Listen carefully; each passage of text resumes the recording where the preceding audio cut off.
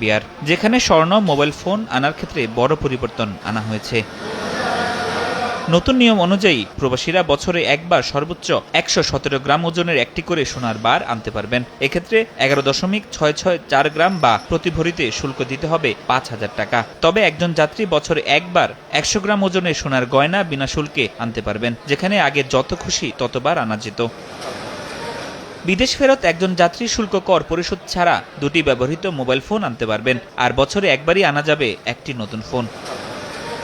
Baggage rules অনুযায়ী ১২ বা তার বেশি বয়সের যাত্রীরা ৬৫ কেজি ওজনের মালামাল শুল্ক ও কর ছাড়াই দেশে আনতে পারবেন। তবে কি আনতে পারবেন তা নিয়ে রয়েছে নির্দেশনা।